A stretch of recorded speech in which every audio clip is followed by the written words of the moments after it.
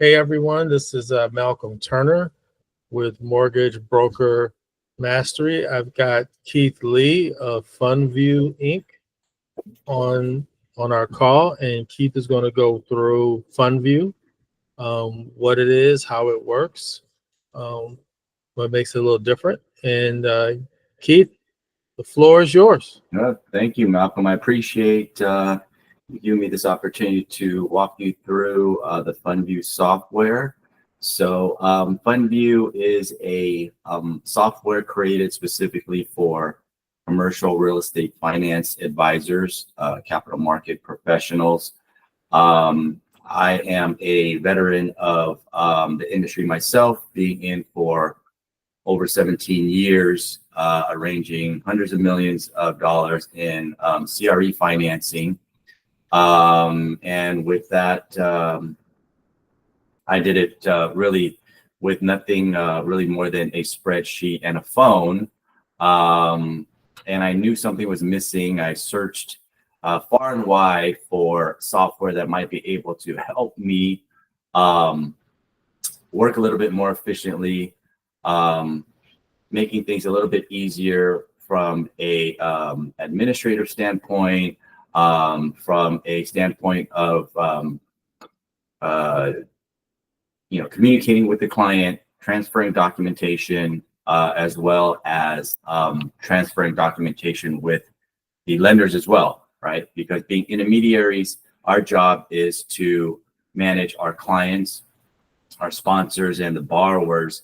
And on the other side of that is to manage all our lending sources and our lending contacts. So juggling those things can be pretty difficult at times. I know, especially with paperwork, clients sometimes have pretty complicated financials. So having something that's easy to manage in a single hub would have been nice. I know larger enterprise firms have quote unquote generic CRMs, including let's say Salesforce or other types of softwares. But in order for them to make it specific for our industry, it requires a lot of time and development dollars to customize it. So I had an opportunity to join a really good group of people to help create Fundview. It is really focused on our industry. Everything out the box is ready to go in terms of having the targeted language and verbiage that we're accustomed to in our deal flow. So there's very minimal any type of customization that needed. It's already customized for our industry. So here is what it looks like in terms of dashboard. We try to keep it very clean interface to make things as simple as possible. And again, it's ready to use right out of the box. I like to kind of go over the main controls with you. We're starting here on the dashboard. So what this will tell you is all your outstanding deals that you're working on cumulatively. It'll also let you know what documents are still outstanding with your clients. And then it also lets you know which documents have been sent in from your clients and yet to be reviewed by either you or your team.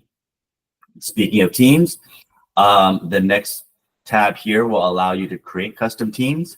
When I mean custom teams, I use the sports analogy, so you can actually create an entire roster of team members. And within that team, you can specify which members you want to work on specific loans. So inside that team, further is customized because any one of those members, you will assign a role to them. And those roles give them different permissions within your software. So when I say this is your kind of portal, once you invite a team member, they will also receive an automatic portal to the system as well. Based upon the permissions that you give them will change their access to the information that's on the platform. So to give you an example, if you were to add a team member that we call a co-broker, meaning that they have full access to the entire software as you see it. So that means that they are able to add new loans, they're able to manage the lending sources, so the full range of functionality. Now, the opposite end of that, you may add somebody that may play the role more of an affiliate. So an affiliate may be somebody that refers a client, and they want to participate in the deal as it moves forward. So you can assign them an affiliate role, which allows them to communicate and collect documentation, change the needs list for the client, but it keeps your lending sources and all your contacts private. So we know that as a intermediary, a huge part of our value is in our network and our lending contacts. So we like to keep that close to the pocket as possible. But this allows people that are considered affiliates or strategic partners to still work on the deal, be included. Everybody can see on the same page using the technology, but at the same time, it protects your contacts. Speaking of contacts, this is where you'll manage all your contacts. You can bring them in easily, linking through your Microsoft or Google accounts. Once you bring them over, you will assign them one or multiple of our already defaulted roles, which is they're either going to be a borrower, they're either going to be a lender, or they're going to be a referring partner. Now, it's possible that a contact could be one, two, or all three of those.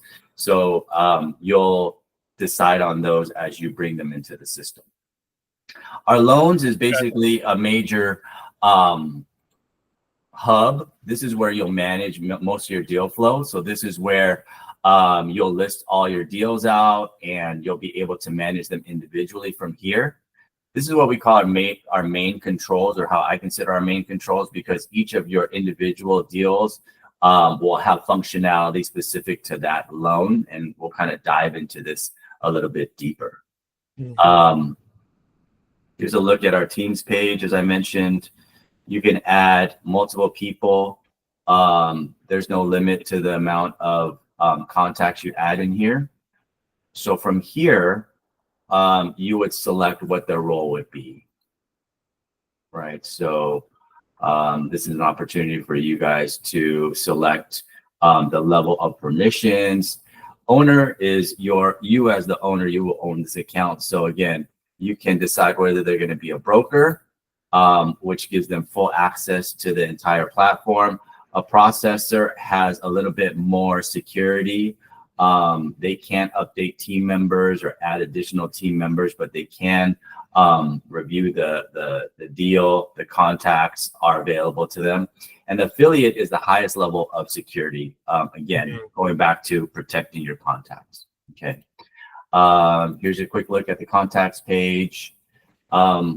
We try to coordinate everything in a single hub right here. So again, they'll be listed as either a borrower, lender, referrer. This page will allow you to filter those out easily. So if you wanted to look through just your borrowers, you can click here. If you want to click through just your lenders. So we have a lot of filtering that goes on here as well. Now, when you click a lender, we actually have further filter a capability. So you might have somebody that calls you about a loan, and they might say, okay, well, I don't know the loan amount yet. I just want to know what is the max I can get, right? So based upon your internal underwriting, you may say, okay, well, that may be up to, X amount. So you can kind of play around with the loan amounts, and you change around the filters for your loan to value or loan to cost. You may want to play around with the debt service ratios or the FICO score. So there's a lot of things here you can filter out, everything from the type of property it is to what state the lender is going to cover. So this is where you can do a lot of filtering right here, with not just selecting which kind of contact you want to look at, but if you select the lender, you can further filter out the lender based upon their lending criteria from here. All right. So again, the major controls, this is where you go into your loan section. I'll select a loan. Actually, you know what? Why don't we run through adding a new loan and see how the system works? Yep. So again, right out of the box, it's ready to go. So as soon as you get a new loan request, all you have to do is come into the loan section and you add a loan. So let's just call this test loan. This is my demo account, so you see some examples already in there. So you can select what type of loan it is, whether it's a purchase, a refinance, or it's a construction or a rehab loan. So let's just say this is a purchase. The currency is already defaulted to US dollars, but if it's in another country, we have a currency selector as well. We have a lot of users from Canada, which are very active on the system as well. So we have a currency selector.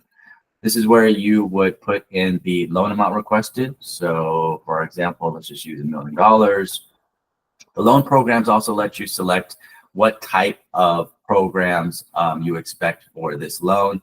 All these things can be changed later on, but it's good to try to have an expectation and enter in the data from this page. So let's just do it just a vanilla senior debt, permanent debt type financing. The guarantee we can select as recourse, non-recourse, or either or.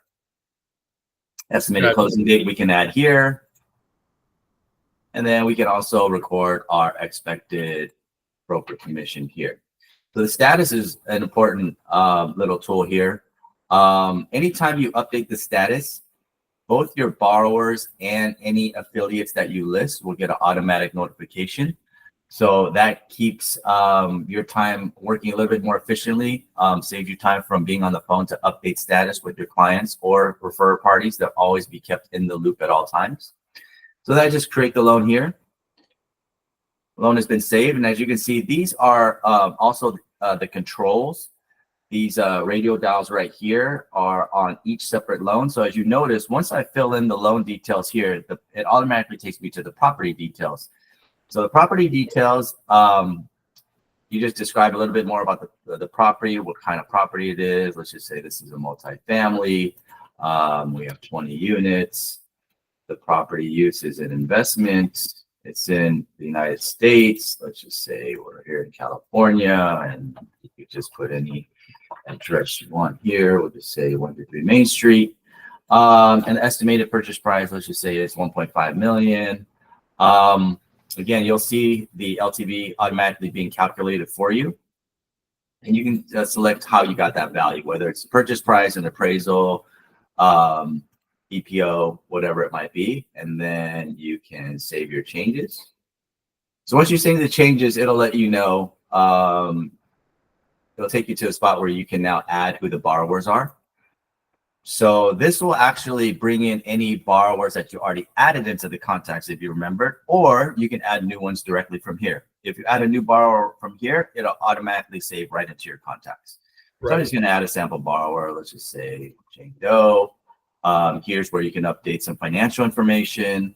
Let's say FICO 700, liquidity is 230,000, whatever it may be.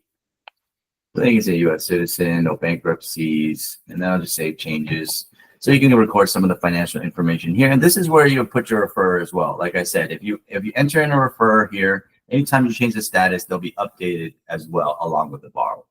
Right. So now whether that be a realtor or could be a realtor. I mean, mortgage broker or their accountant or whoever they found us. Exactly. So some real life examples of why that would be important. There's two types of referrers that I consider. I call them passive or non-passive or active referrers.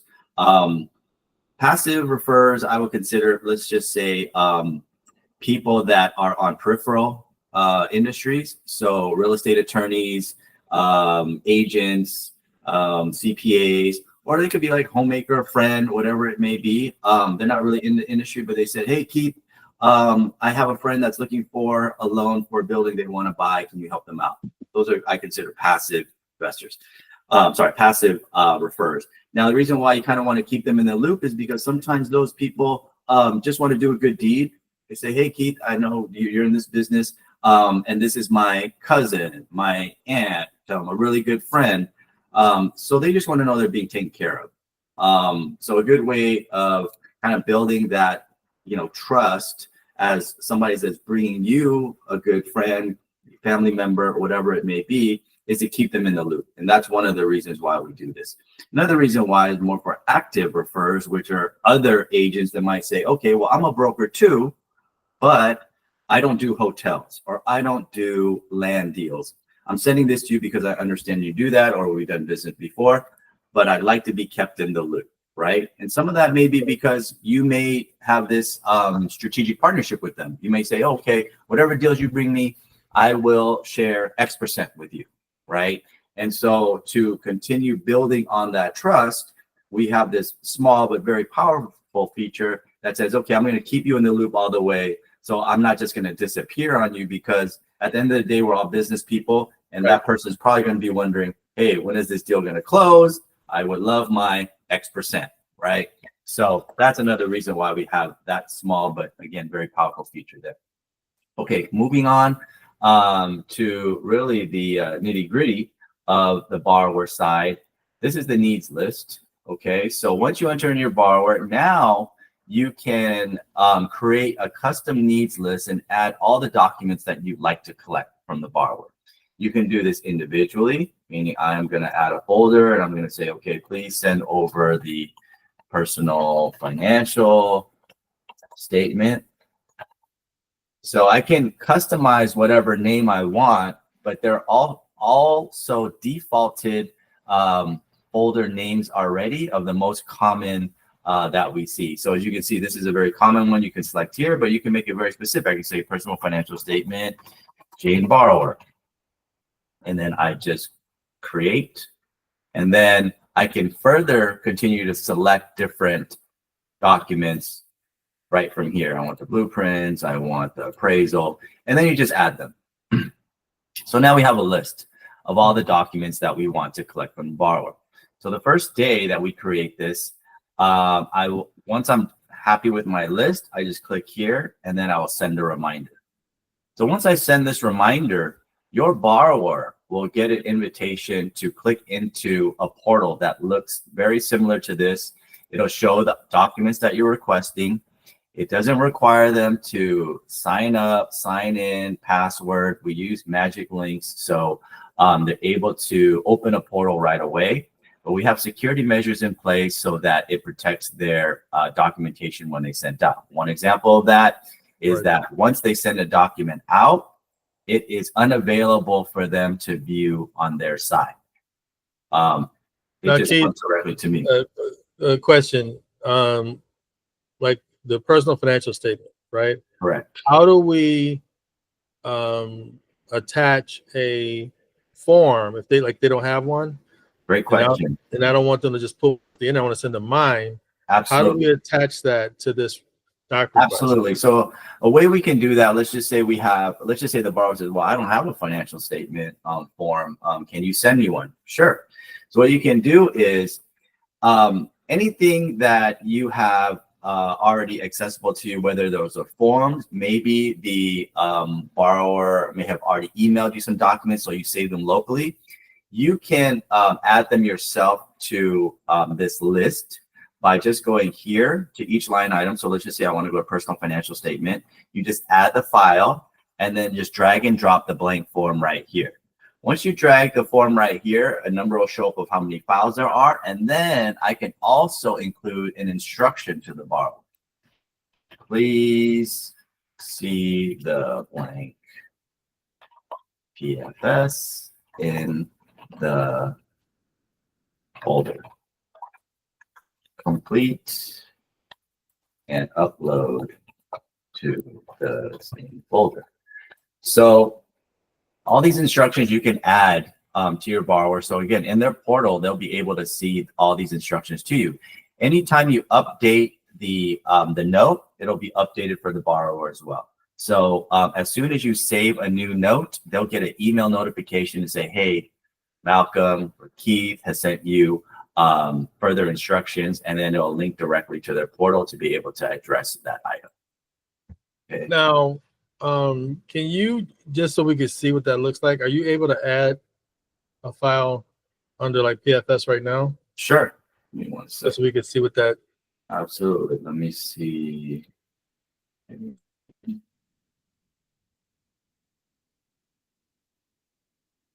any old document will do it. Let me actually have some blank documents.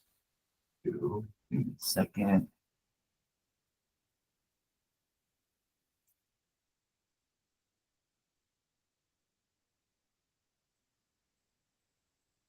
So let me just for ease, let me just put an image in here, right? So here you can actually attach many different file types. It could be a PDF, a JPEG, an Excel sheet. So in this particular case, I'm just going to upload this quote unquote document. Sorry, I gotta close this. So then you'll see, right, that they'll have a number here.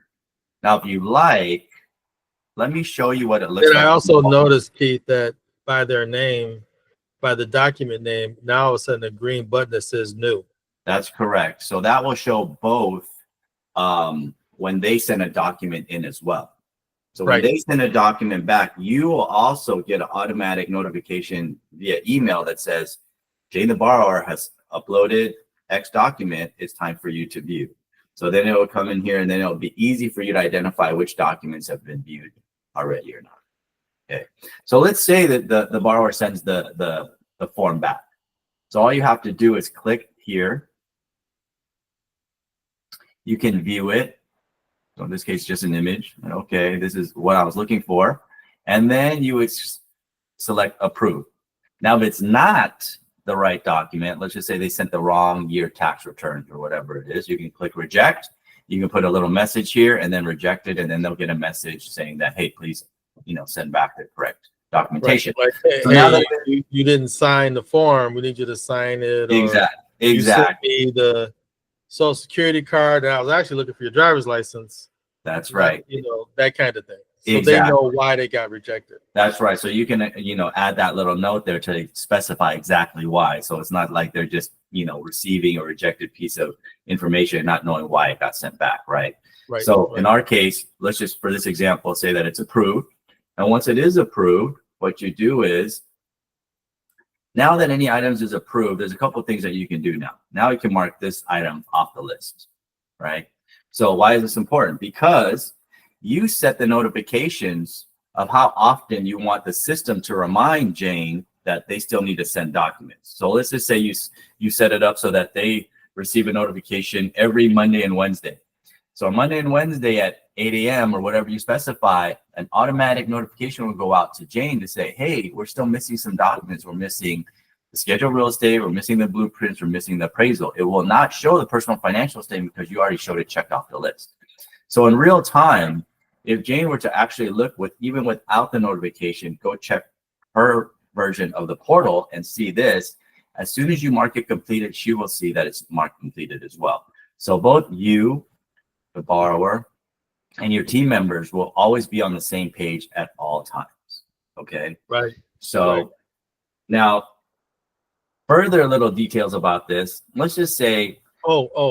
Yeah. Before we leave that subject, until we mark it completed, the borrower is going to continue to get those notifications that, hey, you haven't submitted your documents, this is outstanding, right? So I say that to everyone on the call, you're going to get a notification when that document comes in. So you have to make sure that you go into the system and you review the document and either approve it or deny it. Because as long as it sits there outstanding, they're going to get a notification of it the next day. Like all of mine are set to go out at 7 a.m. Right. And so because the clients will be like, wait a minute, I gave this thing yesterday and it's still showing that it's still open. It's like, well, I haven't reviewed it yet. That's correct. Right. Or maybe I reviewed it and I forgot to click the button. That's correct. To make it complete. So you just have to be on that on a regular basis. That's correct. And that's that's why we made this a manual review process versus an automated one, because you can actually allow the borrower to upload multiple files into a folder. And what I mean by that is that it doesn't have to be a one-to-one relationship, meaning that it doesn't just means that you can only put one file into your folder that you created. So we let you have that control. So for instance, I can create a folder called last 3 years tax returns, right? So now the borrower will see last 3 years tax returns. So then you allow them to upload 3 different files in there. So this number would be 3 if they put in individual files in there. So you would have to review 1, 2, and yes, you approve them, but you might be missing 1. So we wait for you to approve everything you need to approve until you mark it off the list. So we put the controls in your hand in that case. So you're right, and that's a really good point. You need to be aware of what has already been completed and make sure you mark it off of this list so that the borrower doesn't see it still outstanding. Okay.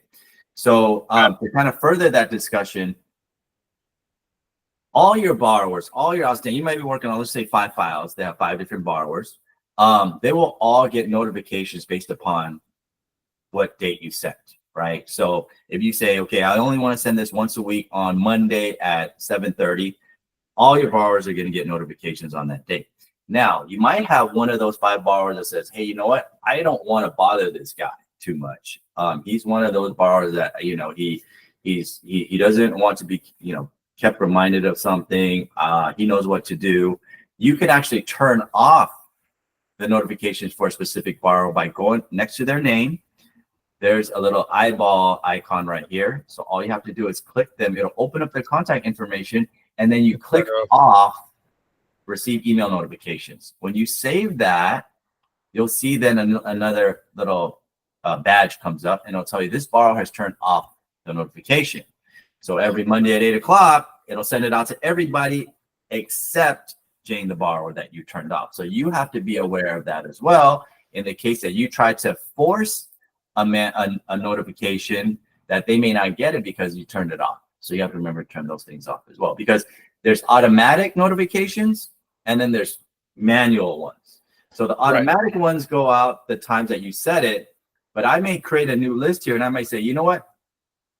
The bank just got back to me. They need last 3 years tax returns. I don't want my borrower to wait until Monday to get a notification. I can go directly to the actions and force send a reminder right now just to this specific borrower, and they will get a notification immediately. So that's the difference, right? There's Now, when I click on that notification, or rather, I click it off. Right. And I say, okay, I'm not going to update them anymore. Correct. The referrer is also in, let's say their agent, right? Let's say, and I enter the agent in. Yes. I still would have to go into him.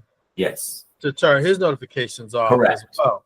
Correct. Right? Otherwise, he's still in. Correct. The other question is when I turn, or let me play devil's advocate the other way. Let's say I've got an agent who's high maintenance. Right. Driving me crazy. Right. I want to turn their stuff off because every time something happens, they call me about blah, blah, blah. Right. Right. If I turn off that notifications, whether it be borrower or referrer, do they then get a notification at that moment that they're no longer tied in? Well, keep in mind, the referrer is not going to get a notification about these documents. Okay. Correct. The referrer is only getting notifications about when I move status change. Exactly. Right. So they are not getting multiple notifications that, hey, the borrower still needs to send this stuff in. Okay. So there's a difference, right? If they're only listed as a referrer in this email, I'm just going to put a refer. Keep the test refer is going to get a notification only when I change the status. Okay. Right. Now, if he's the type of agent, like you're saying, he wants to gather documents, he wants to communicate with the client, he wants a portal. Okay. That's different. That you would add him or her as a team member, right, with their email, and then you would assign them an affiliate role. So that, in that case, then yes, they will get notifications upon, okay, the borrower needs this, the borrower needs that. Okay. So I make them an affiliate. That's right. An affiliate, you have to consider them as part of your team. Right. Right. A referrer is just getting notified anytime you change the status along the way. Correct. But my original question still applies. And when I turn off that notification, let's say I gave it to them, now I'm turning it off. Yes. They don't get a notification at that moment that I changed that, correct? Right. No, they'll just know that, hey, you know what? You're not, they just don't get notifications, period. Right. There's no notification that they're not getting a notification. To answer your question. Yeah. Yes. Okay. To move on, now that we kind of covered the needs list, right? Another kind of, small details where you would change this notifications. This is where you would go. You go to configuration. You and go. Just, and I'm sorry, and just one other the point with that. Where I'm thinking about that from a practical perspective is when deals don't work out. Right. And I now have to mark that deal after changing in the system as rejected, or what I'm saying. I'm changing that status to it's a dead deal. That's right. Right. That's right. I'm personally going to run my business where I'm going to tell the client over the phone, ideally, or face to face, hey, this didn't work out. That's right. Right. I don't want them to get a notification that their status got changed, and I haven't communicated it to them personally. That's right. That's right. And I don't want to add salt to the wound by, hey, Keith, sorry your deal didn't work. I hang up the phone, and then he gets a notification that his status was changed. That's correct. Yeah, I would much rather turn it off and turn off his notification in the system. Yes. Then change the status. Sure. To a dead deal, so he's not getting another rejection in the email. Absolutely. That I've already, I'm not trying to add salt to the wound. Absolutely. Right? That's definitely something that's in your control, right? And then there's other agents might say, okay, well, after I have this conversation with them, I still want to have it in writing, right? And so they can keep the notification on. And then after you have the conversation, then you can change it to, let's just say, a closed deal. In our case, there's a difference between funded and closed is what we're talking about. It's closed because it didn't get funded, and we're just closing it out, right? Inactive, making it inactive, right? And so if you decide to, you can have the system do that, and you can wait until. That's exactly what the system says. That's right. Right. It says in I'm looking at, application is what? Application process terminated. And I might want to send it an email with a little more of a soft, thing. That's right.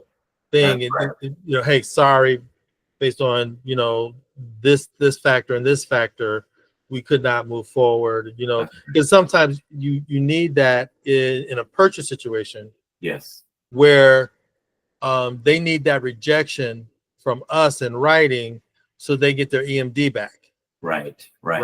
Exactly. So that way, this may not be sufficient in that situation. That's where we'll need to have a more formal, rejection. Absolutely. Absolutely. So we leave that in your hands. And like I said, and this is one of the reasons why in the system we make the status change manual. There was one version of it early on that actually had it automatically changed the status for you based upon if you gathered all the documents and if you added more documents, it would go back out of a certain set. So we decided not to do that because there's so many variations of how different brokers and firms work. We wanted to at least give you the control of that to handle that manually for many of the reasons why, including what you just mentioned. Right. Okay. So again, going back to the configurations, just showing you really quickly, this is the notifications. And notifications, actually, we have two options. This is pretty interesting. So the documents to complete is where you would set, okay, which days of the week you want to set up to have your borrowers, your sponsors send the documents. Okay. Now there's another setting here for documents to review. So documents to review is actually set up for yourself and your team. You can actually set self-reminders here. And if you have team members, all these will go out to let people know, hey, there's a document that was sent from the borrower and no one's touched it yet. So if no one's touched that yet and it hits this reminder date, it's going to send a notification to you and say, hey, Jane, the borrower has sent this in and you guys haven't looked at it yet. So this is almost like either a self-reminder or for the rest of your team. It's all combined, but it is from the internal system side. Got it. Again, Now, configuration. where is that in the system? It's right here. You just go to configuration, and then you click on notifications. No. Where's the configuration at? Oh, right here on the left bar.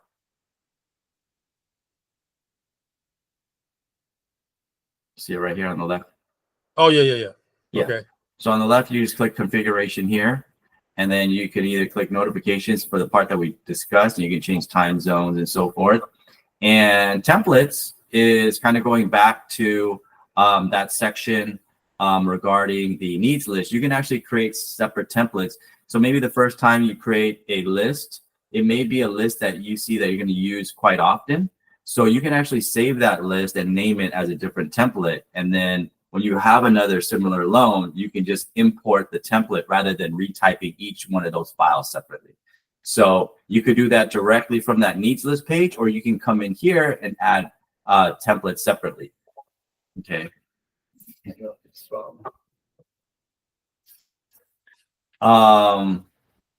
And documents are all the document names that you created, yourself. So they're all saved here in the library. So all these are documents I've created in the past, whether they're general or specific to a certain borrower, but they're now in this library that allows me to select each or any one of them to create a separate template. So I can do that from here as well. So when I create a template, it'll ask me which one of these documents do I want to add. So when I save a name here, then it'll bring up all the documents I have in my library. So I just check which one I want to make into my template. And that's it. So we'll go back to kind of the deal flow, right? As we're adding the new loan.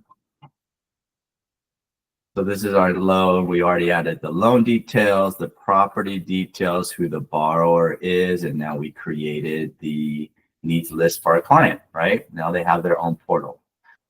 Keep in mind, sometimes you have multiple borrowers. You can always have multiple borrowers and their own specific lists. So that can be managed here as well.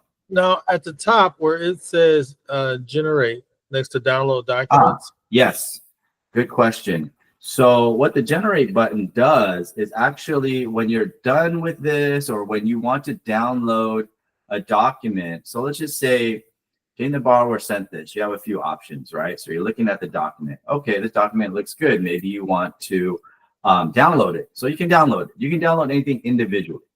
But let's say you're working on a file and you have 30 items. You don't want to individually download them, right? So what this generate button does, it actually allows you to zip up everything into one folder, one zip file, and then it uploads everything at once, and then you can take that and then store it locally or in the cloud or wherever storage you want to designate it to. So this allows you to easily just download everything. Now the only way you can generate something is if it's an approved document. Okay, so that means that it has to be approved. You already reviewed it and so forth. So when you generate, it'll just zip up everything at once. Okay. So the needs list, how I look at it is your controls for everything between you and your client, right? The lender call log is how I see it's you and everything with your lenders. Okay. So let's go into the lender call log and see all the things that the call log can do. So what is a call log, right? A call log is my interpretation of what I used to do manually when I was in this business full time, which is, okay, once I get a loan in front of me, I need to present it to lenders that either I think I should or I found that I should, meaning I already have a list of contacts of banks, and I think most veteran CRE finance people kind of have go-to lenders, right? They're like, okay, I'm going to call this bank, that bank, and the other bank. And then during that time, you may say, whether you're new or you're experienced, you may say, okay, well, I've kind of exhausted this list, and now I might have found X, Y, and Z lender as well. So I might want to add them to the list. So I would put this list together on a spreadsheet, and I go down the list and I'd say, okay, well, I'm going to call this bank. And then I did speak to this guy today. He asked me to send over a package. And then I called this lender and I didn't get anybody on the phone, but I left a voicemail. So I'm going to assume that he's going to call me back. So I had to keep all these things organized, right? I'm talking to multiple banks. I just wanted to know whose court the ball is in at that time. All right. And to keep everything organized, because am I calling them? Are they calling me? Did I send something to them? Do I still need to send something to them? Am I waiting for a response? So this is a feature that shows that in a more eloquent way, I would like to think. So what happens is, instead of having to think about who I need to send it to, all my contacts that I listed here as my lenders show up in a heat map.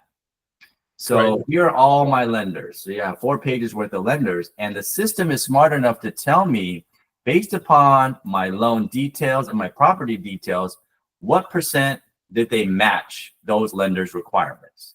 So then I say, wow, okay, so it matched this guy, I should call him, I'm going to add him to the list.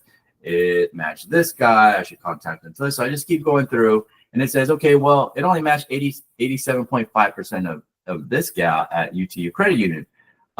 Should I not call them? And so I'm looking at why it's not 100%. So basically it says the asset type. Now the asset type is crossed off, so it says it doesn't match, but it also has this little badge. This little badge says the lender's asset type in this parameter is still missing. So that means that it wasn't defined yet in my CRM. Therefore, it doesn't mean that it's not necessarily a 100% match. It just means that it wasn't defined so that it potentially could match. Therefore, I probably most likely will probably want to call her as well. Okay. Now, let's say I'm on this lender. This lender says, okay, it's not a match. Now let's say that let's just say that this badge wasn't there. That means that it's for sure not matching, right? It just said, okay, the FICO score for my borrower, let's say is 650. And this lender told me that the FICO score is minimum 700. Okay. So now that's a different situation, right? Where I'd say, okay, I would probably most likely not call this lender because they have a firm, it's very black and white. If you don't meet this minimum FICO, I'm not going to do the deal. So then this system, this feature actually helps you select and still puts it in your hand and say, okay, I'm going to have to use my brain and say, okay, I know this lender. I know what they will. Well, like in this example, you got Angela and Eric, right? Right. And Angela, it says disqualified for asset type, and Eric, it says for FICO, right? But you're going to your point of using your brain, right? You'll say, well, wait a minute, Angela's asset type is a hard floor, right? And so let's say it's retail, and it's like there's no way they're doing retail. They're not doing that type of property, period, full stop. Whereas Eric, he's got FICO, he's disqualified, but that's a soft. That's right. That's a soft one. And it's like, well, you know what? If they match on loan size, asset type, LTV, if everything else in the deal is perfect and he's only 20 points below their minimum, I might be able to get an exception for that. That's right. That's right. So that's where you still have to use your knowledge of the nuances of their programs to know which works and which doesn't work. Well, this is where our job comes in, right? Now, on the opposite side of that, and this is why you probably want to, if you can, when you start talking to lenders, you want to get past that initial gatekeeper, right? Because they're the ones that have a very, very similar comparison list, right? They have something very similar that they're looking at, and it's a checklist. And they say, okay, well, you submitted this loan to me, and they're, okay, this matches, this matches, this matches. Oh, it doesn't match this. It doesn't qualify.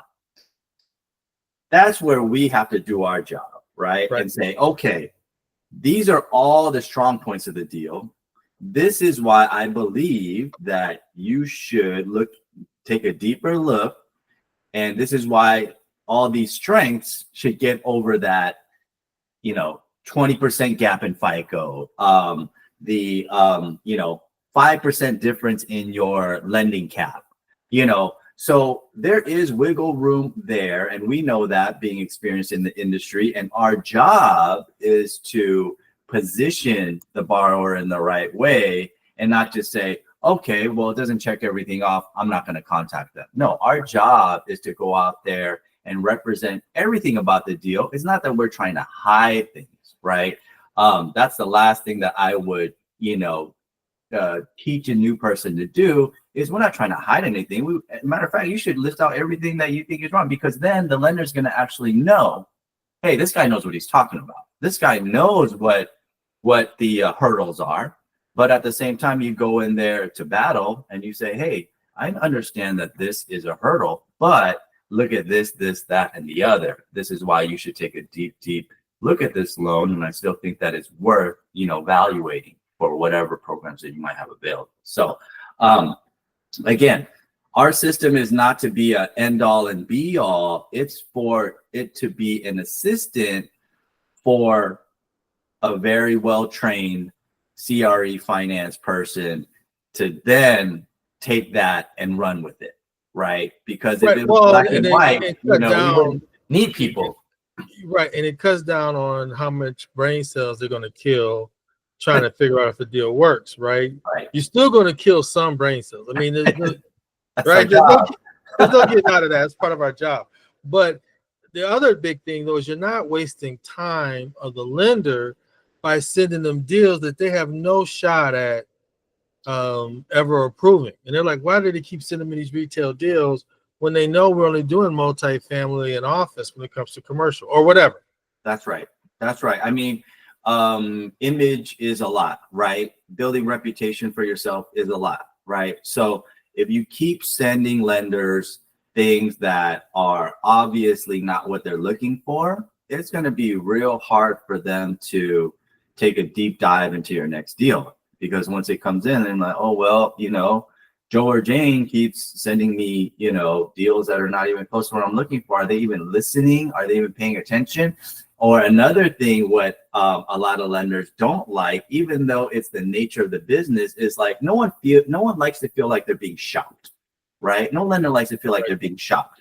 I just replied to a LinkedIn post the other day from a lender that kind of, said, hey, can you guys remember not to, if I see a deal and I'm listed as a BCC, I know I'm just being shopped around. How many other lenders are you sending this in one shot, right?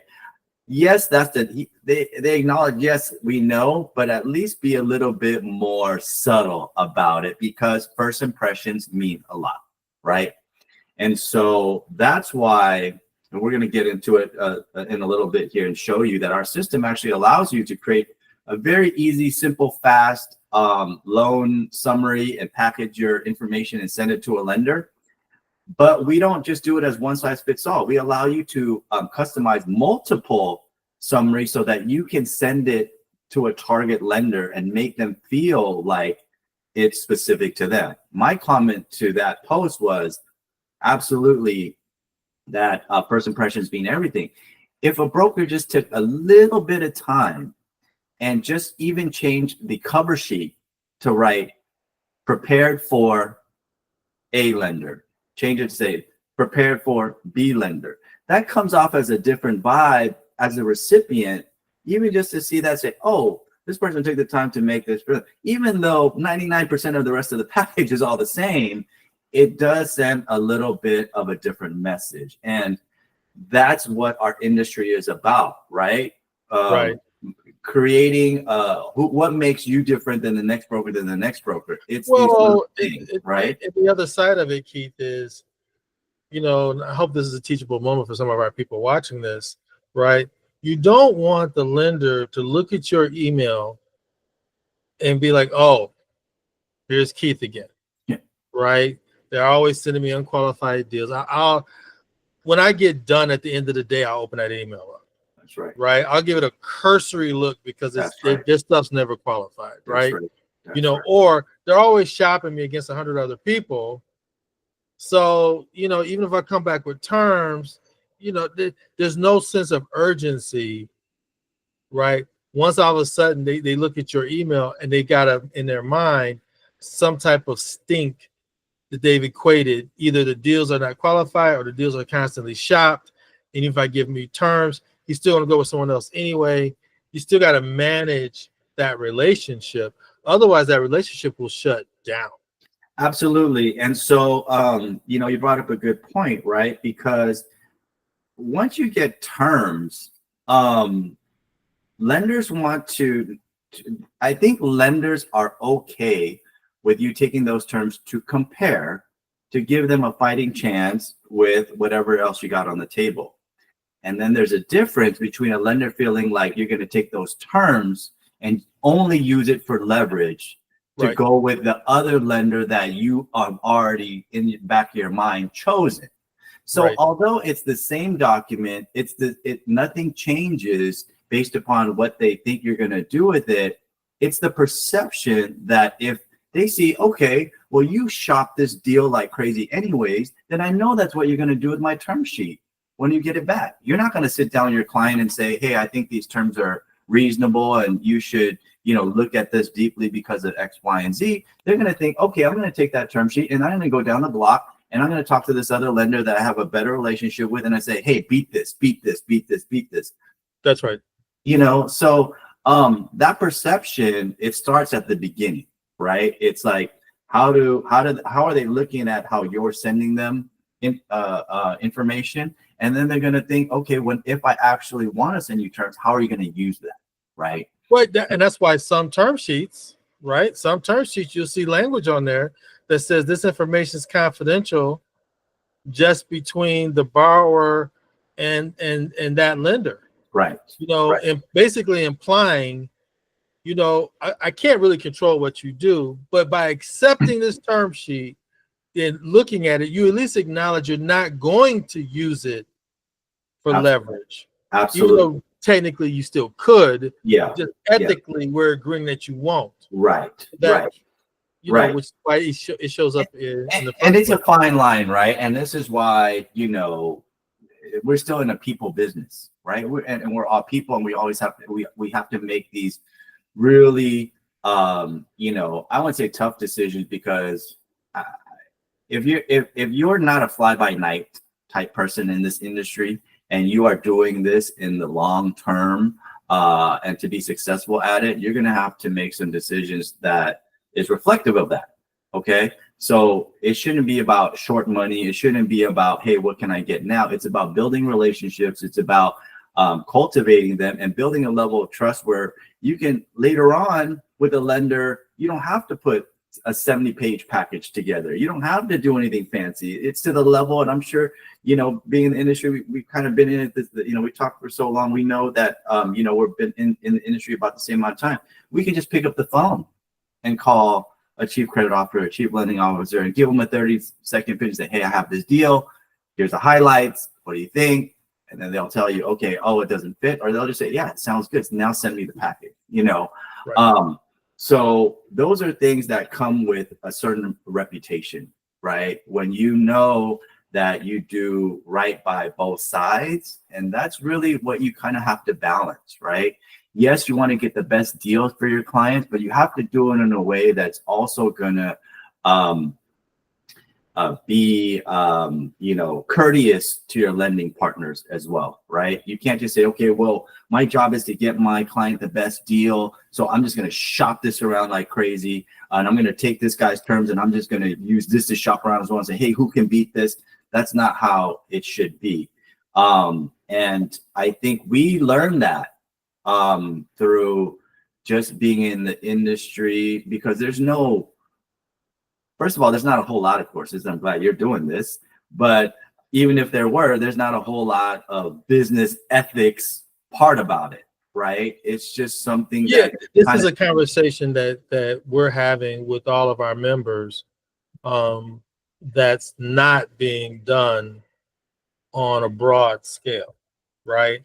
And on the one hand, you on the short term, okay, you saved your client 1/8 of a point on the interest rate by shopping it to 20 people. Yeah. But you've done it in a way though that 12 of them are like, don't ever call me again. Yeah. Yeah. So the next time you get a deal and you want to get that call in beforehand, the guy's like, I'm not answering that phone. Whereas, like I've got dinner this evening with the lender who happens to be, they're on the other side of the country, but they happen to be in town locally tonight, and we're going to meet up. And I literally just, was it the Friday? I called them, and you know, this is the CEO of the company, right? And said, hey, I got this deal before I submit it to you online, right? This is the special circumstance. What do you guys think? And he's like, yeah, we might be able to work that. He goes, but this is kind of iffy. I was like, well, what if we did it this way? And him and I were able to workshop it in like 10 minutes. And he's like, okay, that I can sell to the committee, right? And so then he goes, now go ahead, put it through the system and put this on it, right? And then when I get it in, I'll have the team work on it, da, da, da. So, you know, now, is that getting shopped at 15, zillion lenders? No, because it's a hard deal. And 15 people just looking at the form are going to say no. And sometimes you're going to have a deal where you really need to get a guy on the phone and say, hey, there's some challenges on this that on paper is going to not look good, but let me walk you through it. That's right. And because of the relationship, he's going to take the call, give you an opportunity to walk through. It says, okay, that we can work through. And sometimes I've had that same conversation, and he goes, nah, man, that's sorry, that's a dead deal. We can't do it. If it had this, and this, we could, but because it doesn't, we can't. And then you're like, oh, okay, well, I got another deal that actually does have that circumstance. Maybe we can actually work with that. Yeah. Right. Yeah. Yep. That's exactly right. And the funny thing is like, it just as I was kind of alluding to before, it's, veterans in the industry will always lead with a hurdle, right? Meaning when we make the phone, like, hey, let me tell you about this deal. Okay, this is why it's a little bit hairy. Right?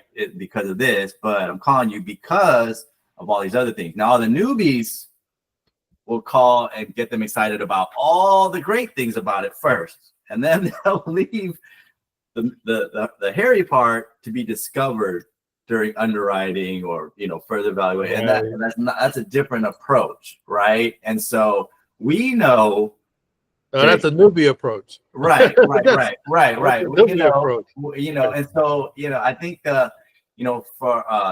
for that to be explained and the reasoning behind it, and there's a whole.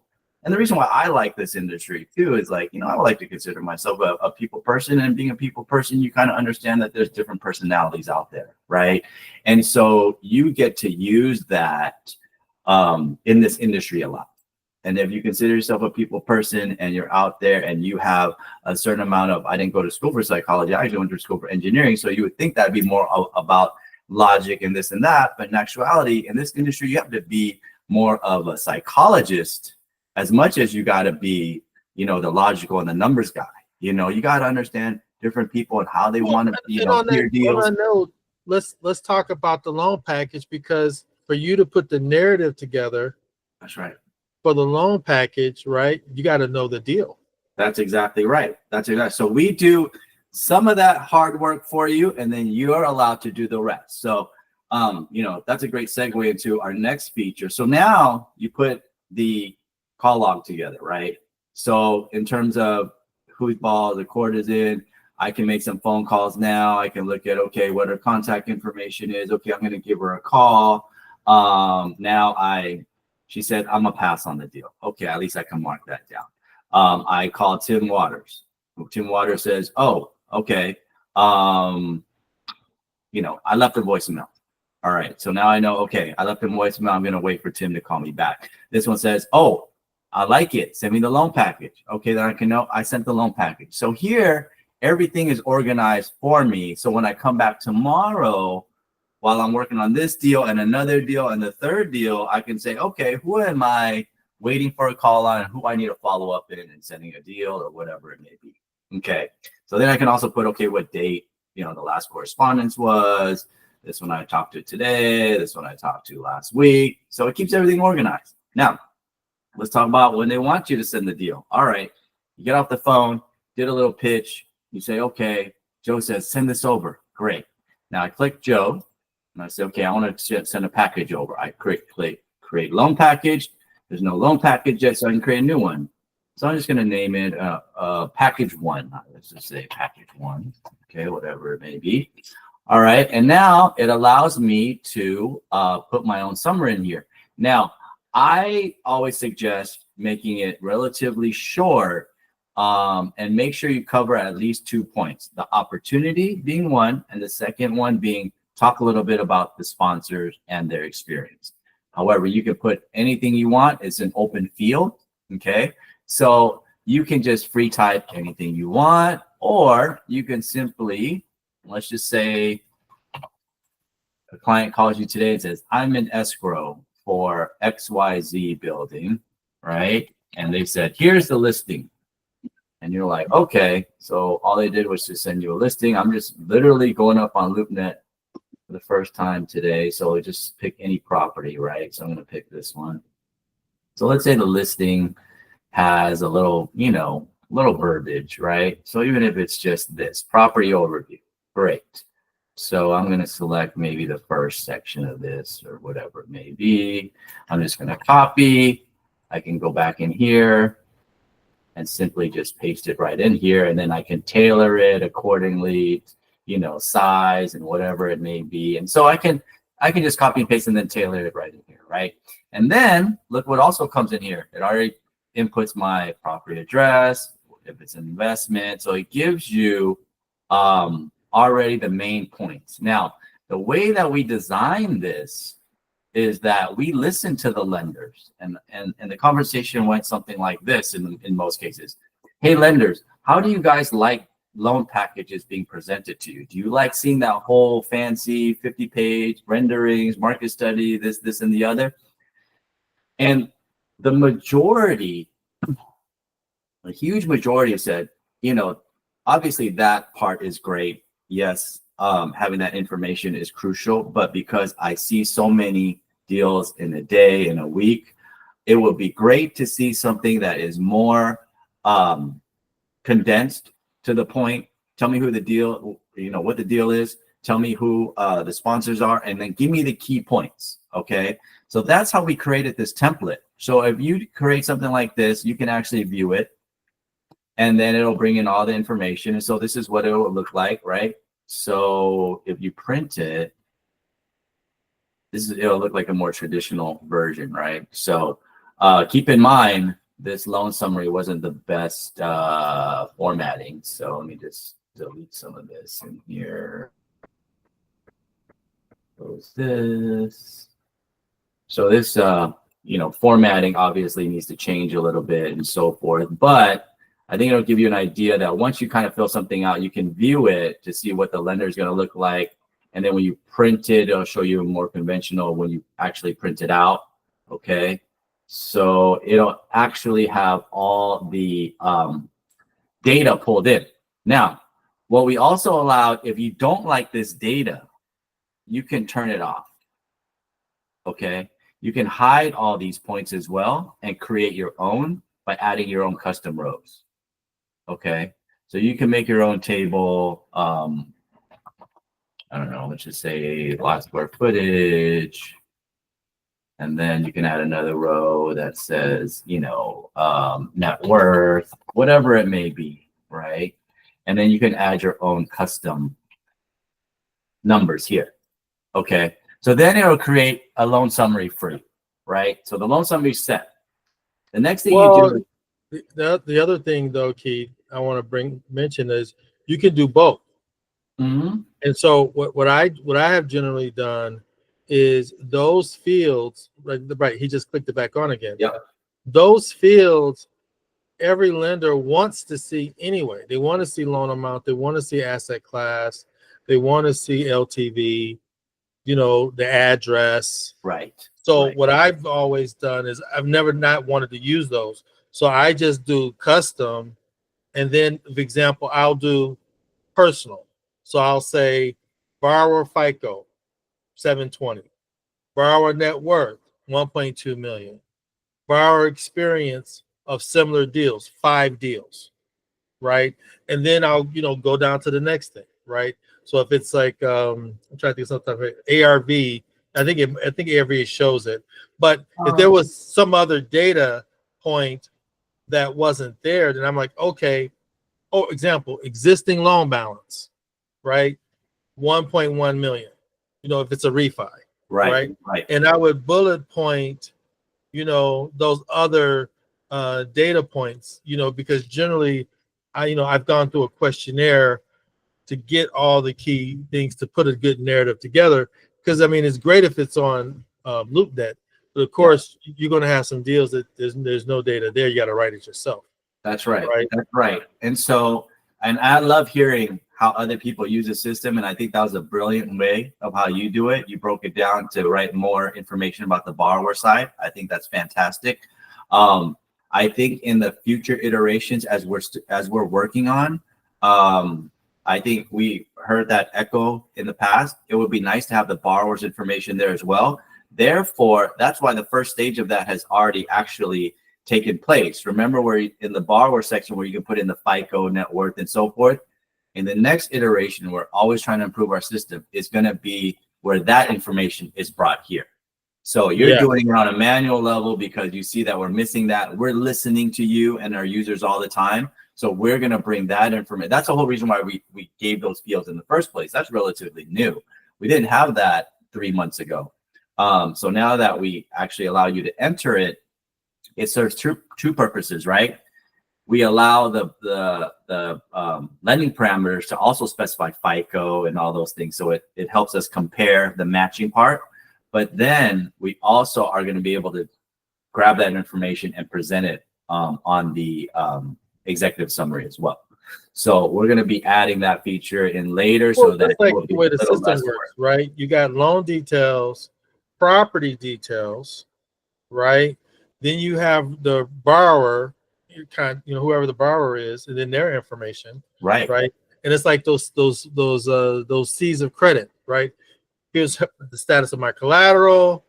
Here's the status of the cash flow. Because I'll put in like the system naturally shows it defaults to DSCR, right, and it shows that. But then I'll add in as one of my custom fields, especially if it's a cash flowing property. Here's the NOI, right.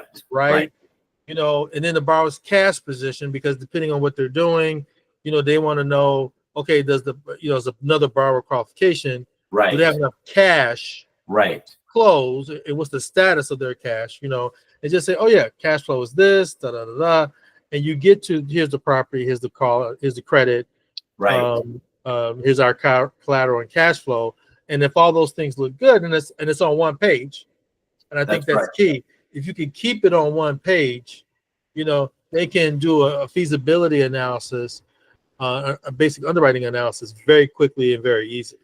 That's right. I mean, and not just from the borrower side, I'm sorry, not from the broker side, but from the lender perspective too. I've heard situations where they're like, oh, the property details, the loan, the sponsor, it all looks great. But, it would be nice to see, okay, what their FICO is, what, their net worth is, because that just gives them a little bit bigger picture of the deal right from the start, right?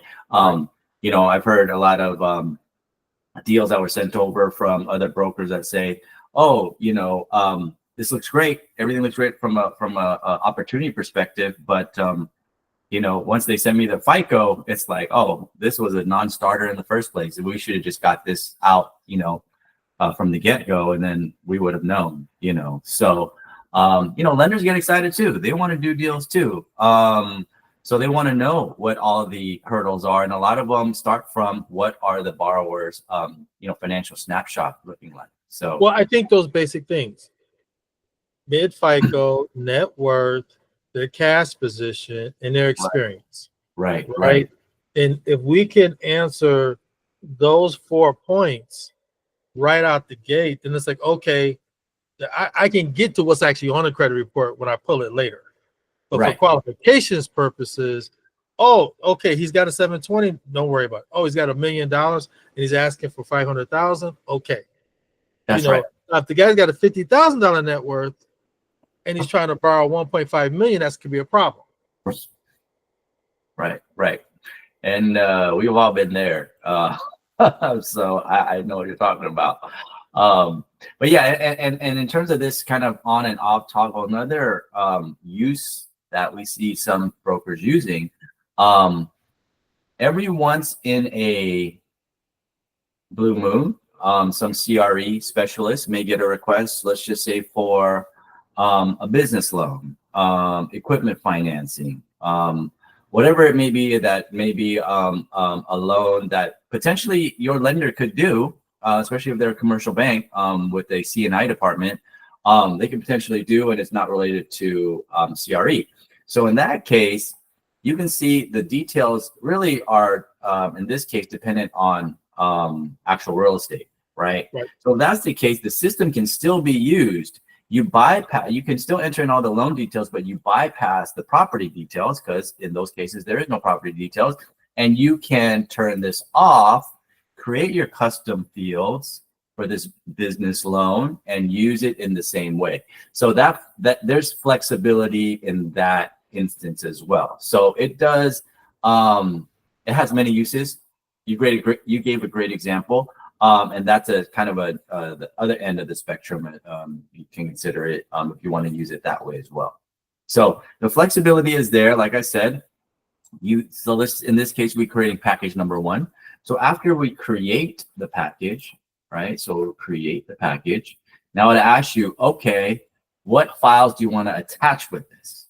Now remember, back into the needs list, we already looked at this file and then we approved it. So any file that becomes approved from the needs list is now available for you to attach in this package. Okay. So in our case right now, it's just the one document, right? But let's just say you requested 30 documents from your borrower. You collected all 30. All 30 of those are going to be available here.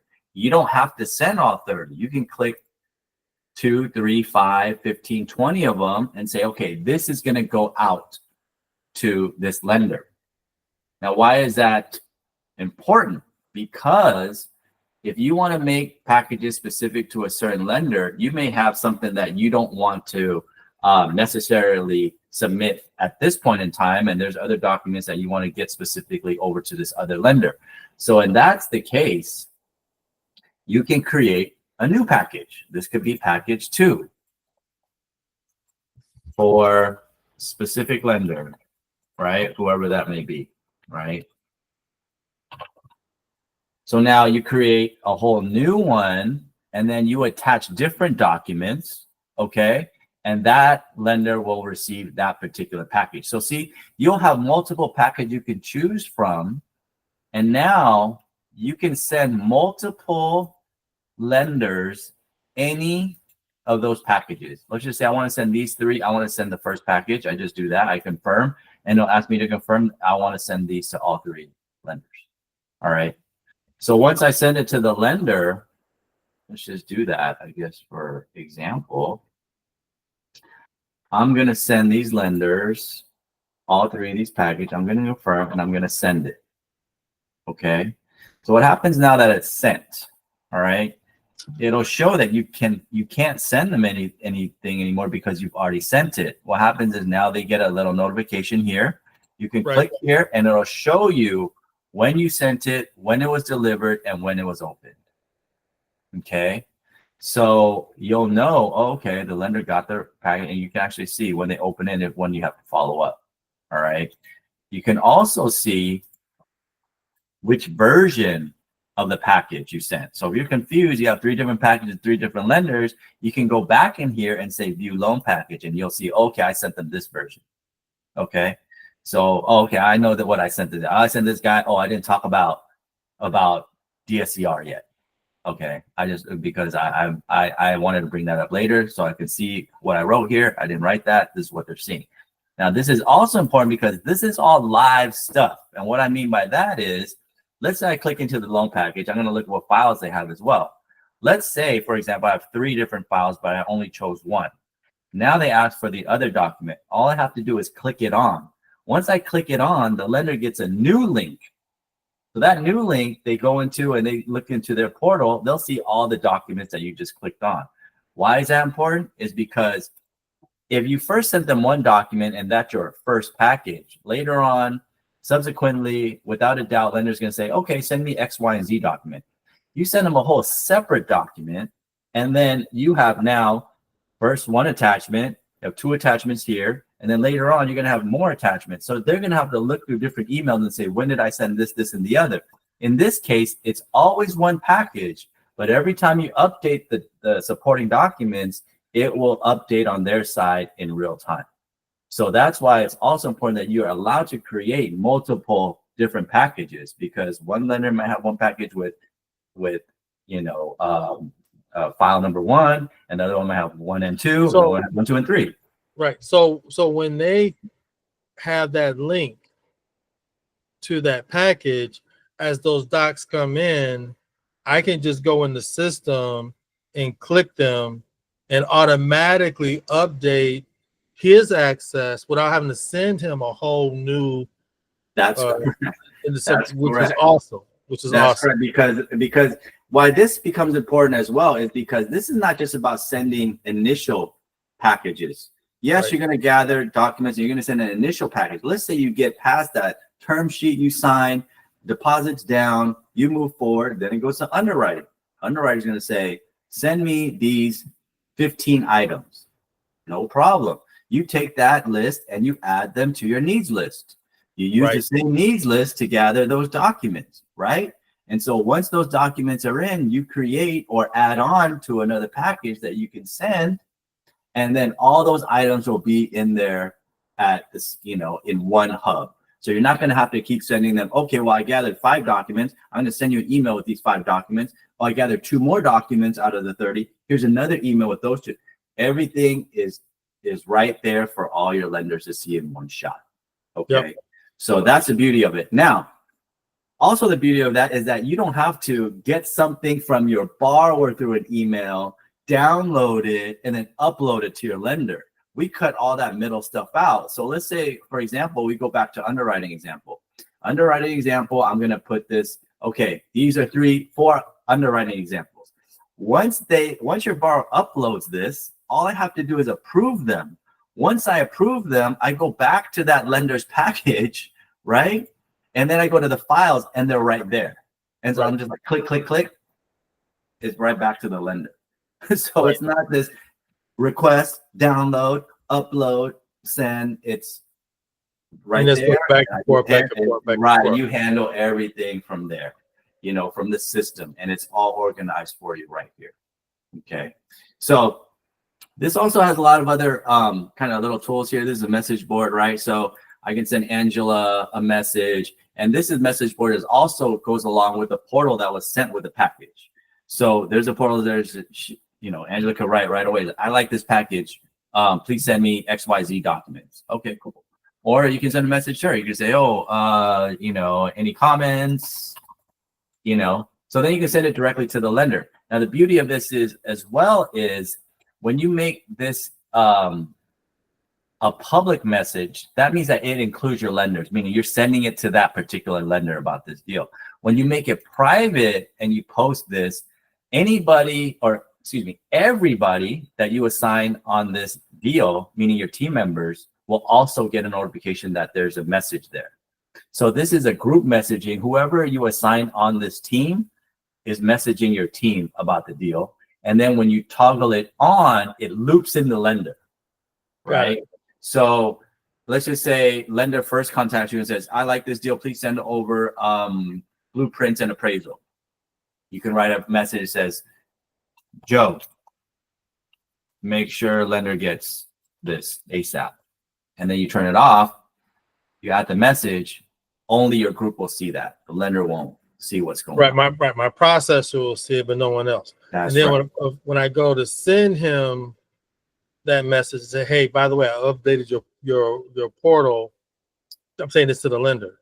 That's I've right. updated your package to include the SCRO That's right. and PFS and the tax returns because they That's just right. came in. That's And then right. I put public. That's He's right. going to see it as well as my processor. That's right. So everybody Now, knows these messages. Is he going to see the prior message? Yes, it's in there. So for instance, let's say It's all I in add one message. thread. Correct. So see, it's timestamped and it'll go kind of like a log. Right. See, so when so let's say I sent this message at 1:06 p.m. today, and if, your processor chimes in and sends a message, all these messages will be logged in on this page. Right. But what I'm saying is if I message the lender on message number 9, Yeah. and I make it public, does he see the prior 8? Yes. No. Only if it was marked public. Anything that's marked public, he'll only see. He'll only see the public ones. No, yeah, it doesn't grab everything. So anytime, so let me just write another test message, right? So see, this is private, right? If I come over and I put this, see, then lender sees public, right? And I can keep doing that over and over and over. Anything that is made public, the lender would have seen. Anything that's private, they'll never see. Got it. Okay. Got it. So then you can manage that from there. Now, speaking of teams, how do we do that, right? Remember, this is my roster. This is my entire roster. This is my whole company, okay? But it doesn't mean I want everybody on my company on the loan.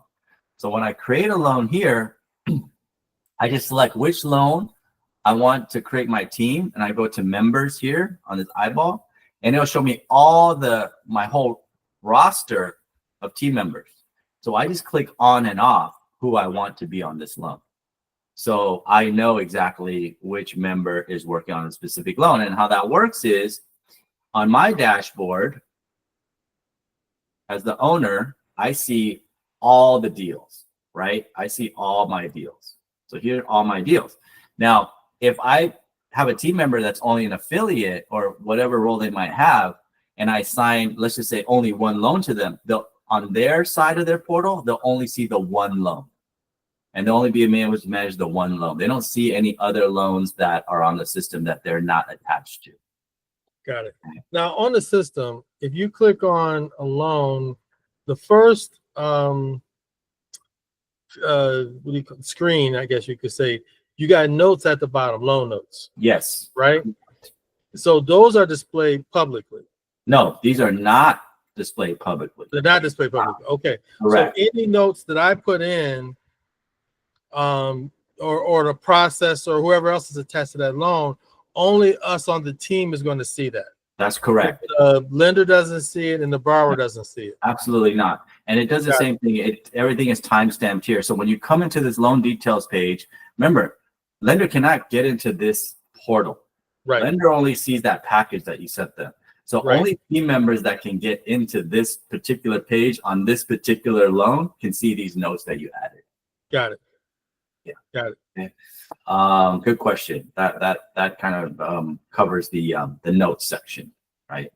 So going back into the call log now, let's just say you get to the point where the lender says, okay, I like this deal. I looked at enough information. I want to present you with a term sheet.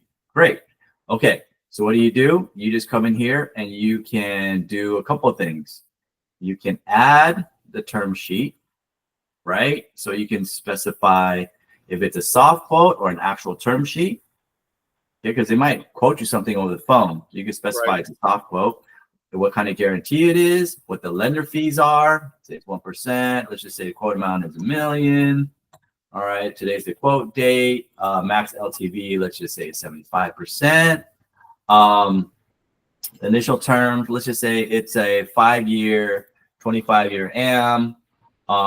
It's a fix, so there's going to be, let's say it's fixed at, I don't know, let's just throw out some number, 7% today. It does have a floor rate, and there is a prepayment. Okay, so let's see, and then you can also do a ceiling rate, and you can actually do a hybrid as well. So does it have an IO term on it? So I could say yes. The IO term is 2 years. Okay. And then you can actually add notes here as well. Okay. So when I save it, then it'll show here. This is my term sheet. Here's all the deals, so on and so forth. So when I go back in, let's just say, all right, I don't even want to bother typing this in. You can type it in or just drag and drop their term sheet right in here. So you can save it and then have it here. If you ever want to refer to it later, You can say, okay, a year from now, hey, I remember I worked with this bank. I don't remember what their rates were, what the terms were. You come back and actually search this and grab this old term sheet. So multiple ways you can save a term sheet, whether you can manually type it in or you can drag and drop a PDF directly in here. Okay. Got it. So the next iteration of this will be allowing the broker to actually, we're creating a table. So at the end of it, you can actually do a side-by-side comparison and sit down with your client and say, okay, I got 3 term sheets. Here's what they are.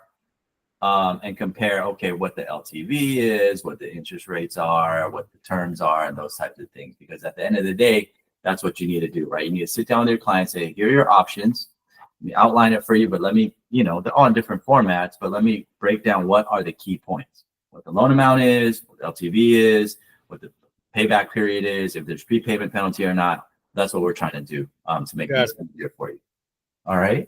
And I think for the most part, that covers almost everything on the lender call log. But right here, you can actually revise all your lender parameters directly from here.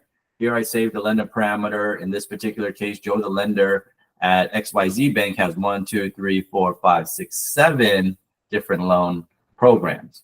So I'm able to actually enter in multiple loan programs for a specific lender because their LTVs might change for different programs. Their loan amounts are going to change. Their DCRs are going to change, right? Multifamily might be 1.2 DCR, but a hotel might be 1.5, 1.6. Right. So we want to give more flexibility to the broker to specify, and that also helps sort which programs, which lenders is the best fit once you have that particular type of financing request. All right.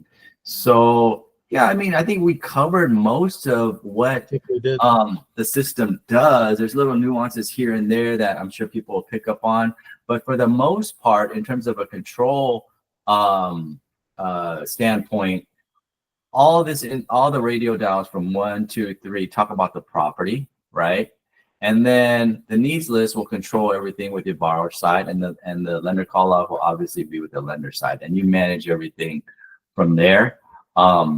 Again, we consider ourselves a deal flow software, meaning that we try to take it from requests through funding. And we try to, make sure that we have the right tools for a broker to manage that entire spectrum of the process from beginning to end.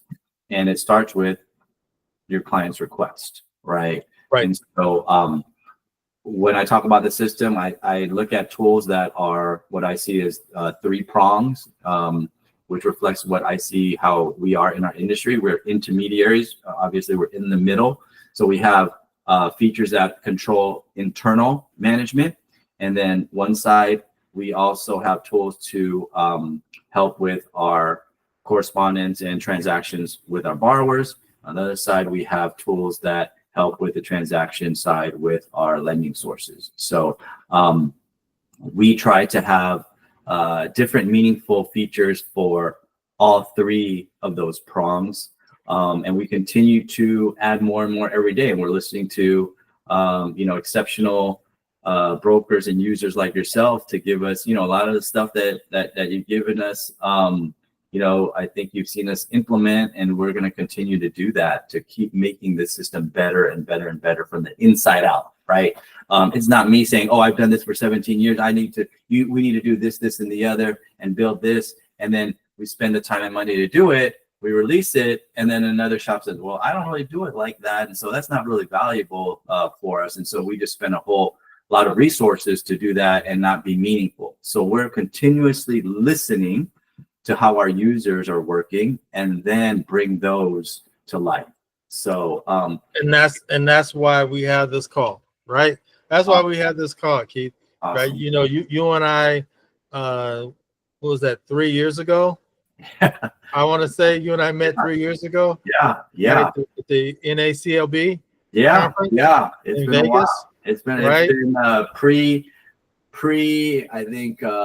pre-book, right? Post-COVID, pre-book, right? And and you've seen our system kind of grow as well. And we're continuously going to do that. I mean, I think that first full year 2023, we've had people in our system that I think cumulatively put a little bit over 400 million in deals on our system to help manage. And we've grown, wow, over 6x. 2024, we had almost 3 billion. So we're at 2.9 last year. And so we're looking for this year to be even bigger, and so we're just, the only way we can do that is keep having conversations with really good brokers and professionals like yourself to say, hey, what do we need to do? What do we need to make? What other pain points do we need to address? And as the market changes and our profession, and the way we work slightly changes with obviously new technology available to us now, we want to know, okay, well, how are you working now? It could be different than how you're working 2, 5, 10, 15 years ago, and so we need to keep up. The business is evolving, right? The business is evolving. And one of the reasons that I'm bringing you and Fundview to our members is because of the thing you started with a few minutes ago. You have always been responsive, and it's like, hey, you want to make this adjustment. I think this will help improve what we're trying to see. I know you and I talked early on about the dashboard and being able to integrate our fees, and closing dates so that we could see, here's how many loans I've got, here's what my fees are, here's when they're supposed to close. So as a business owner, I can look at how's my cash flow looking, what am I projected to close in the next 30 days, 45 days, 60 days. That's right. That was a suggestion directly from you. Yeah, for sure. Right. Exactly. As well as, the deal flow. And I look at you guys as being integral to that, because that's the piece, in my opinion, where you guys shine more than everyone else. I mean, there's 1,000 CRMs out there, 1 million of them, right? But when you say, okay, how do I manage the deal flow that's specific to our business? When we have multiple lenders, we're trying to get multiple quotes in, right? And the little stuff like, okay, who did I send this quote to? Because as you know, sometimes you have a deal and it falls out at the end. You're working on it for 45 days, maybe 60 days with a lender, and you reach a point of something is discovered in underwriting, or bank mergers happen, and originally they were liked it. Now with the new bank taking over, the new one doesn't like it, and it's like, we got to flip this out to someone else. And well, who did I talk to 2 months ago? 45. I don't have to, instead of searching through emails, I could just go into Fundview system, my call log, and say, I sent it to these guys and they said no and they passed, right? And then why did they pass? They passed because of blah, blah, blah, blah, blah. Well, that doesn't apply anymore, or it still does, and I'm not going to waste my time sitting with a deal again. Exactly. Because they already passed on it. Let me now look at someone else. Exactly. And also, when you enter in a lender, you can actually also put notes in the lenders as well. So you can also put keywords in there. So, for example, in my much younger days, I was like, I can do it, especially because when I get a deal, I can, go through my mental, Rolodex and say, I remember that bank and so, and they do hotels, but years later, my memory is not as sharp as it could be. And I'm like, because you'll get that, one-off type deal every so often that's not your specialty, right? Somebody's going to call and say, hey, have you done a lot of special purpose stuff? Or, if we can get kind of nitty gritty and say, okay, even specifically, let's say a golf course. So that's something that I do every day. And, and you can have this, you'll know in your mind, hey, I spoke to a lender 8 months ago that said they will do special purpose recreational stuff. I can't remember who that is. So these are things that you can actually put keywords and type in, and when you enter a new lender, so that you can just go into the system and say, hey, golf course, and it'll pop up right there, right? And so these are little things that now I'm throwing in there for sure. From my perspective, I'm like, hey, this is something that's just going to be helpful for, I think, a lot of people, so they don't have to have every lender at the, at the front of their brain, because it doesn't work like that anymore, especially when you become more seasoned in the industry, and now so many lenders now. Yeah, you started probably be good at remembering, okay, I met so-and-so at which bank, but you're not going to remember. Well, the thing is, you get so many deals, right? If you got 3 deals in your pipeline, you shouldn't have a memory problem. Right. But when you get 2 pages, 3 pages of deals, right? And I'm juggling 20 loans or 12 loans or 10 loans. Right. And I'm going to, let's just say magic number is 10. Yeah. Right. If you got 10 loans that you shop to 3, 5 lenders a piece, right? There's no way you're remembering absolutely who got what. And so there's moments where you'll look at a deal and go, okay, I didn't take this to Bob at ABC Capital. Why wouldn't I take it to him? Because he's got was there some reason he passed on this deal? And now you got to search through the emails. That's right. Versus I just go to the log and be like, oh, that's right. Exactly. Minnesota. He likes golf courses, but not in Minnesota. That was the deal. He'll do apartments in Minnesota, but not golf courses. Got it. Exactly. So in your example, you would write, right? Oh, he passed. Okay. But then you write down the reasons why. Oh, he passed because it's in Minnesota. So the next time you happen to have a deal in Minnesota, you can go and search and type in Minnesota, and anything that has that tag on there will pop up, right? And so that'll make your life a little bit easier, because just like you said, I mean, we always, if you do this long enough, you're going to have go-to lenders, but it is for sure that you're going to have some percentage of your deal requests that are not going to fit with those go-to guys. So you're going to have to remember or recall, okay, where can I send this to, right? So again, the system is meant to increase your closing percentage as best as possible. And this is one way that we're trying to do that, so that you don't have to hand off the deal to somebody else. Give yourself the best chance by letting the system try to find or remind you of potential lenders that can maybe look at that deal, right?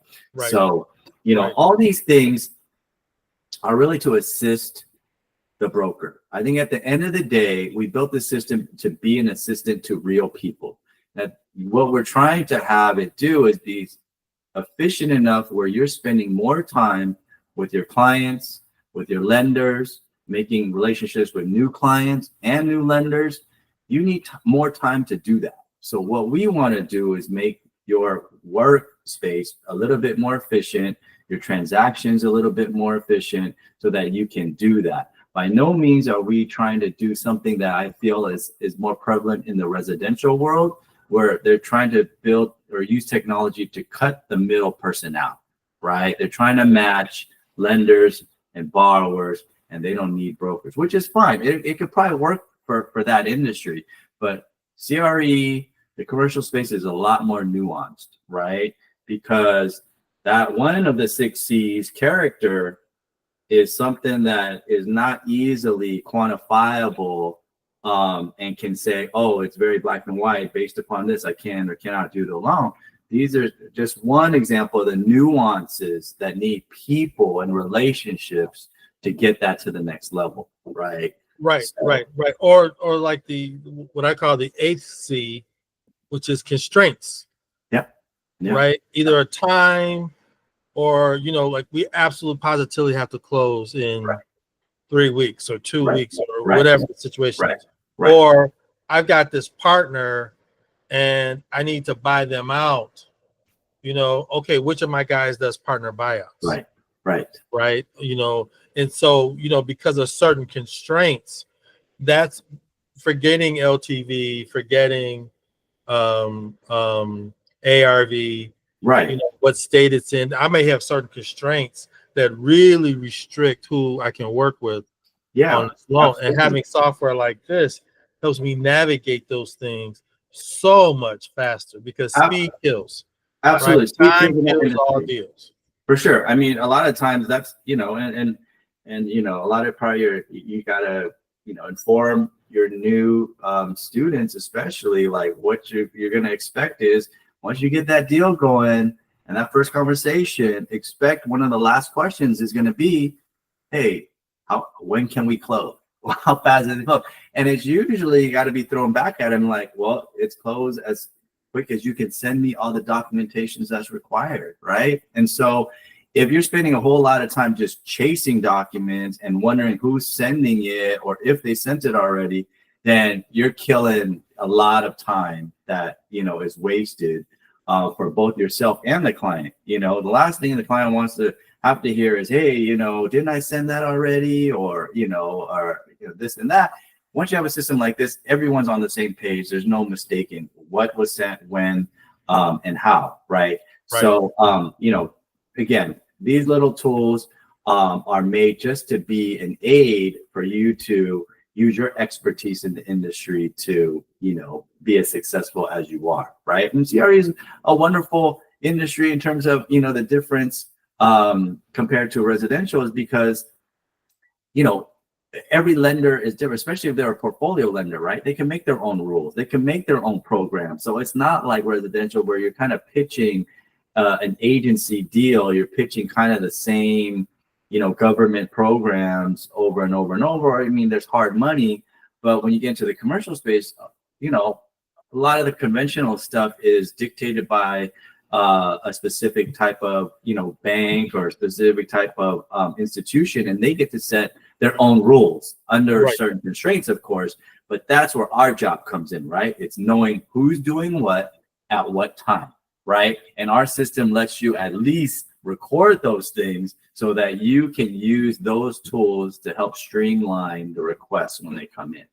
So, Absolutely. Well, I want to thank you, Keith, for taking the time for walking me and our members through the software and the extra tidbits that you and I have talked about and shared that really help us maximize the value of this tool and what it can do. Because when it comes to managing deal flow, it is so critical to be able to move efficiently and critically. And you guys do a great job with that. And I look forward to the further improvements as we continue to see where we can take this tool, where we can take this software. And I'm glad to work with you on it. So I appreciate you. And thanks for coming on, man.